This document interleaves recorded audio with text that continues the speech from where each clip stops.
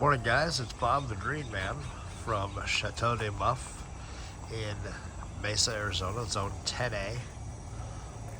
It's a beautiful 68-degree morning here. Yesterday was over 100. Today should be over 100, and tomorrow should be over 100, which is great for all of these tropical and subtropical fruit trees and vines and shrubs that we have, especially here in the tropical zone. So now I want to do a quick video on shade, and should you use it or should you not? If you see the shade structure here that I have this up for a couple reasons. One, these trees, like this white sapote and this Suriname cherry, were planted over the winter. Okay, this is their first summer, so I want them to grow their roots and focus on roots rather than having to repair their damaged leaves. So that's why the shade's there. These trees can take sun anywhere in Arizona, no problem. Now, there are some things that don't need shade at all. For example, this amla. This is an Indian gooseberry. This thing will get a little bit of shade in the afternoon because it's smaller. This block wall, after about 3 o'clock or so, will shade part of this out. So this has no problem. This banana, either or. You can shade it, you cannot shade it. You just have to look at what the leaves are looking like. This is a new leaf, no issue with the sun, full sun. I'd say it gets sun from about 8:30 until 5 p.m. Here is a Rollinia. This is a wild sugar apple. This was just planted on Tuesday, and I got this from Everglades Farms in Florida. And their recommendation is that you keep it in the pot and give it as much sun as you can for 2 weeks. Well, where I live, it can get a lot of sun, and it's basically in its own pot. This whole area has been alive, if you will, for 3 years. So we got it in the ground, we've got it watered, it's mulched well. We've got 30% shade fabric here, and there's no issue with this tree. If there were, it would have immediately dropped all of its leaves. This droopiness is normal. This is new growth, as you can see how shiny the leaves are. But yeah, this is another example of why to use shade cloth, especially in climates such as ours, where we have such extreme sun and heat. This black sapote would have shade cloth on it if it was a smaller tree. Cherimoya, no shade cloth. Can take the full sun, no problem. Now, if it were to start, hi Lucy. If it were to start showing some issues, say some sunburn, then we'll put a shade over it. But until then, no need. Guava, I'm not going to shade this. This was planted last fall. It has roots in the ground. It can take care of itself. These bananas, there's a banana right there, and another banana here. Got a little shade on them, just because they're smaller. This is a Chico Sapote Sapodilla.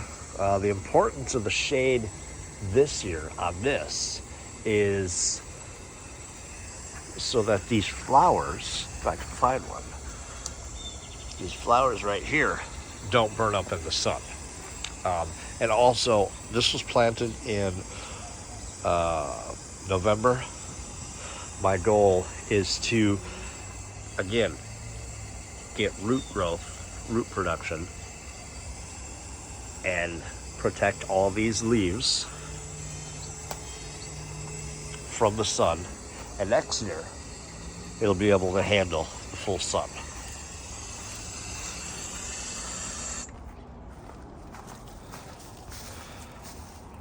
Jamaican cherry, we just did a video on this. This could take full sun, no problem whatsoever.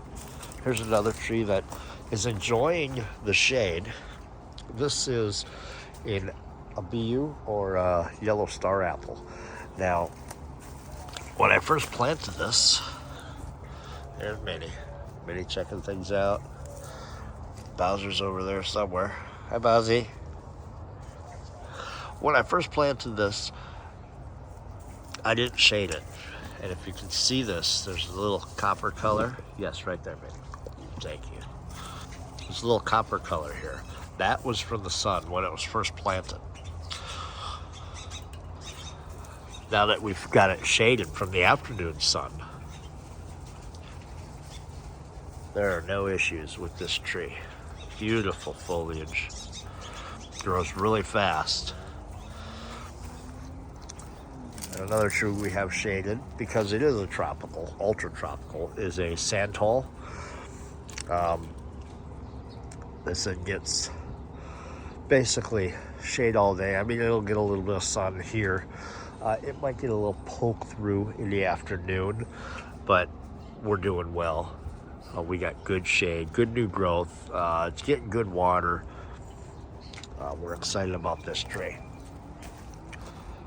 So I'm going to show you a couple more examples of shade. And one specific example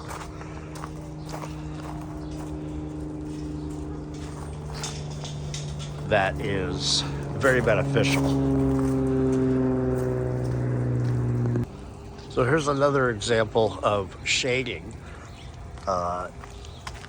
This guava last year, or 2 years ago, I planted it in June, and it came from the nursery. And if you plant in the summer, you should replicate what the nursery does. So the nursery had it under shade cloth, so I put it under shade cloth. This area over here is shaded, and that's because I've got some young tropical trees that benefit from some shade. And so we've got a young soursop. This is a wax jambu, a red jabaracaba, peanut butter, and this one was just transplanted. That's why it has no leaves. I transplanted it from another area of the yard. It wasn't doing very well, so we put it here. We'll see what happens. And this is a star apple. We got some flowers up there. These were all planted earlier this year, and they live under this gigantic moringa. And this lee jujube and a purple passion fruit that kind of keeps this area nice and humid for the tropicals. Same thing with this banana in regards to shade. I bought it at the same time as the guava I was talking about, and the banana was about this size right here. That was about as tall as it was, and it was under shade, so I put it in shade, and it was in shade from June until September. Did it need shade? No, but it would help. It helped it make it through. It was warm that winter, or that summer, and Like the guy at the nursery told me, he said, if we have it under shade, you should have it under shade because that's what it's used to. That goes, boy. And it will acclimate itself to the sun. So there's one last tree that I want to show the benefits of using shade. So this shade right here is 75% shade fabric. And underneath this shade fabric is a bacon avocado. Now all bacon is this just a variety created by Jim Bacon. It's a little bit colder. It can take some more cold. But if you look there, it's looking great. No issues with the sun and the heat at all. At the moment, this gets watered twice a week. Deep watering. Okay. Next year, we will take the shade cover off and it will be able to handle the Arizona sun on its own.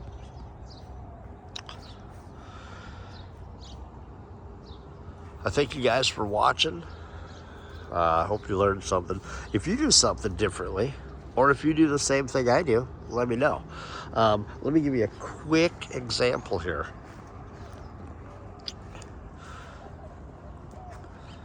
Let's get back there, get out of the sun a little bit.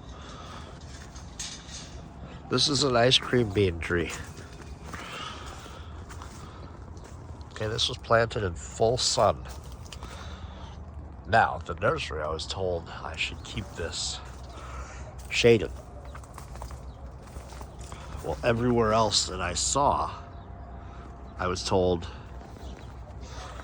basically it can take full sun. So, moral of that story is just because you're told one thing doesn't mean that that is the way you should do it, and that it's set in stone that way. If you planted a peach or an apple right now in Arizona, you should probably shade it because it's not going to be strong enough to take the sun this summer. Next year, it will. But a jujube, lead jujube, no issue. In fact, I got one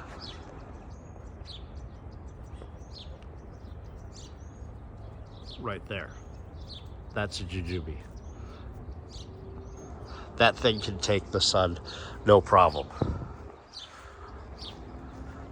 Dwarf black mulberry, no issue.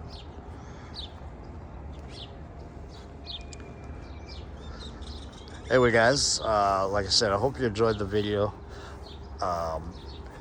If you're unsure if I should shade or not, err on the side of caution and shade.